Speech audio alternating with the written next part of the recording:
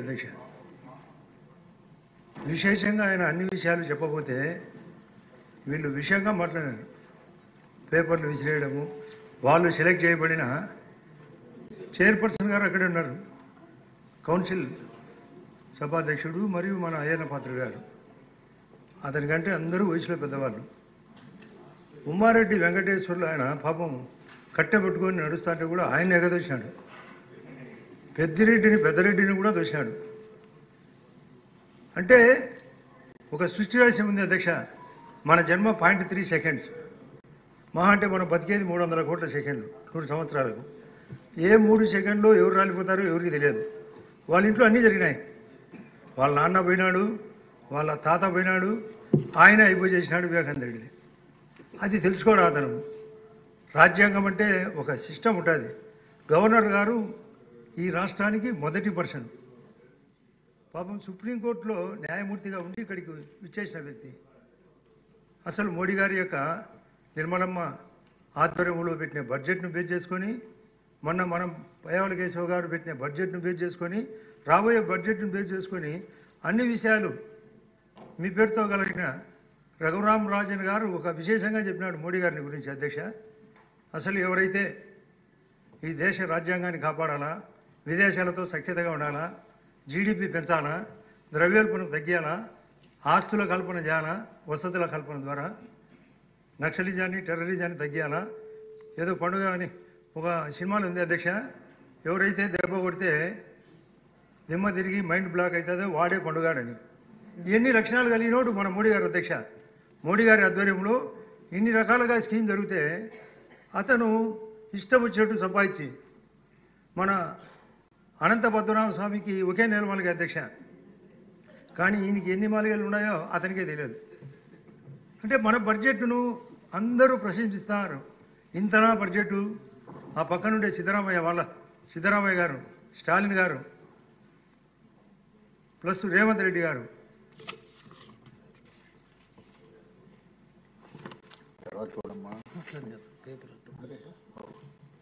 ఇన్ని రకాలుగా ఇంతనా అంటే ఈయన ఇంతేనా అంటాడు. అంటే అతనికి ఇంతనా అని తెలియదు, ఇంతేనా అని తెలియదు. ఎందుకంటే సంపాదించింటే పదవి కావాలా, డబ్బు కావాలా, ఇష్టం వచ్చినట్టు మాట్లాడాలి.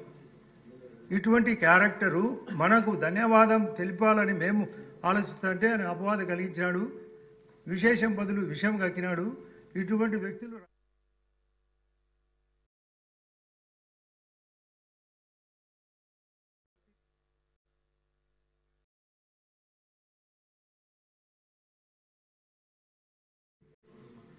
నేను నిన్నే ఒక ఆయన TV5 మూర్తి గారితో మాట్లాడిన అధ్యక్ష.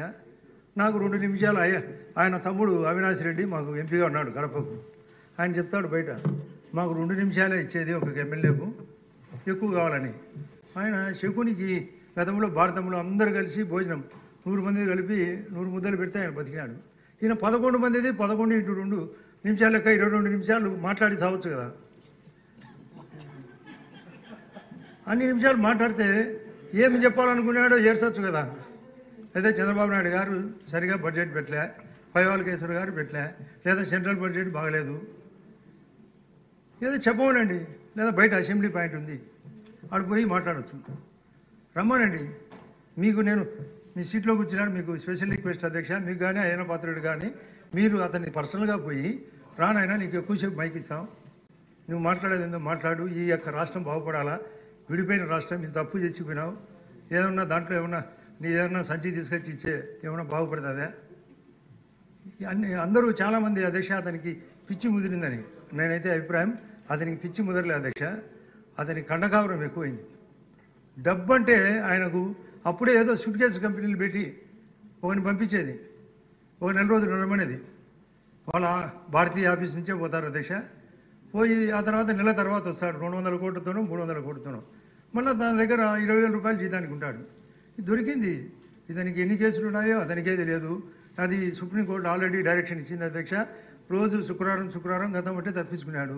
ఇప్పుడు తప్పించుకునే దానికి లేదు, ఖచ్చితంగా నాంపల్లె కోర్టుకు పోవాలా.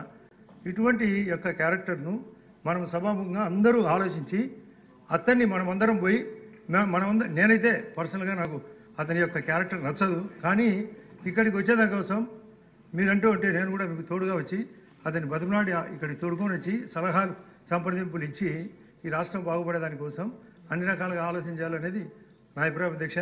అసలు గౌరవ ముఖ్యమంత్రి గారు 4 సార్లు ముఖ్యమంత్రి, వాళ్ళ ఆయన తోటివాడు వయసు రీత్యా, ఆయనతో పాటు రాజకీయాలకు వచ్చిన వ్యక్తి. గతంలో 2 సార్లు ఉమ్మడి రాష్ట్రానికి, ఈ రాష్ట్రానికి 2వ సారి. మోడీ గారేమో 4 సార్లు ముఖ్యమంత్రిగా, 3 సార్లు ప్రధానమంత్రిగా ఉన్నాడు.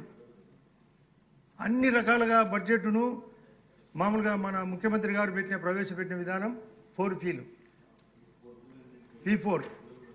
నేనైతే మన గౌరవ ప్రధానమంత్రి గారు 4 ఐలు అధ్యక్ష, ఇండస్ట్రీ పరంగా, ఇరిగేషన్ పరంగా, ఇన్ఫ్రాస్ట్రక్చర్ పరంగా, ఇన్స్టిట్యూషన్లు అంటే అది హెల్త్ ఇన్స్టిట్యూషన్ కావచ్చు లేదా ఎడ్యుకేషన్ ఇన్స్టిట్యూట్ కావచ్చు, ఒకవైపు ఎంప్లాయ్మెంట్, ఒకవైపు టూరిజం, ఒకవైపు వెల్ఫేర్, ఇన్ని రకాలుగా స్కీములు తయారు చేసిన ఈ యొక్క గవర్నర్ గారి యొక్క ఆలోచనను అతను పట్టించుకోడు అధ్యక్ష.